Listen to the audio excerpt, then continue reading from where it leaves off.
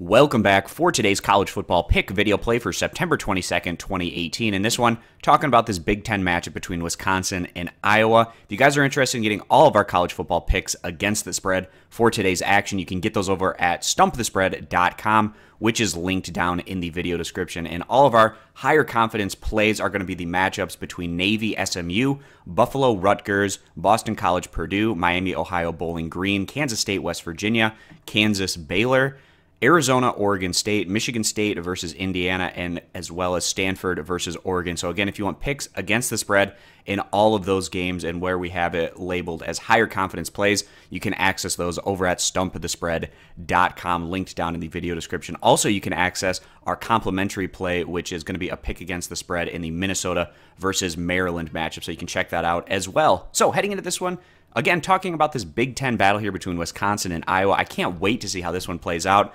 because these two squads within the Big Ten are definitely in the upper tier over in the West Division. Wisconsin coming into the season definitely the front runner to go on and win the division, and then Iowa being a team that maybe has the best chance at challenging the Badgers atop the conference. We'll see how that plays out in today's matchup. So the Badgers last week, we faded them. We sided with BYU as a strong play. The Cougars coming into that one as over 3 touchdown favorites. It was one of our best plays from last week as BYU actually picked up the upset win by a final of 24-21. So that was a big blow to Wisconsin's confidence and really displayed some of the weaknesses that they might have at this point coming into what's kind of a similar type of matchup against an Iowa opponent where there are some parallels to what you get when you go against an opponent like BYU. Wisconsin, they opened up the year looking pretty solid at home against manageable competition. They took down WKU and also New Mexico, but they weren't able to parlay that into overwhelming success against the Cougars. And what we saw from Wisconsin is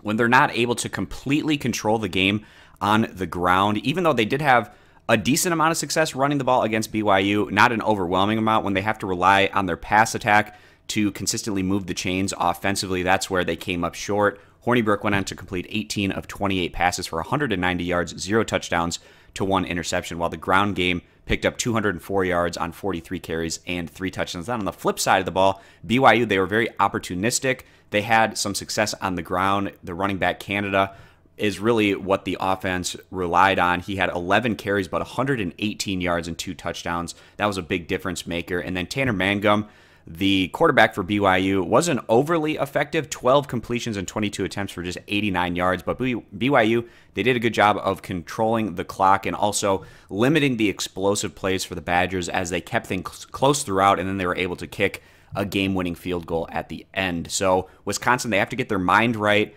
and reboot coming into this one as they head on the road for the first time this year. Iowa, so far this season, they're 3-0, all of their games coming at home against relatively manageable competition. And when I say that, I mean not high-tier opponents where the Hawkeyes came in as underdogs. They were teams that they were expected to beat. However, opening up against Northern Illinois and Iowa State, they're formidable opponents, and Iowa was able to come through in each of those tests. They took down Northern Illinois by a final of 33-7, and then rival Iowa State by a final of 13-3. And that 13-3 mark, I wouldn't be surprised if we had a similar type of defensive battle in this matchup, just given the style of football that these two programs tend to play. And then this past week, Iowa getting past another in-state foe, Northern Iowa, which is an FCS opponent, by a final of 38-14. And against the Panthers, offensively, the Hawkeyes had a lot of success moving the ball through the air. They went on to throw the ball for 338 yards combined.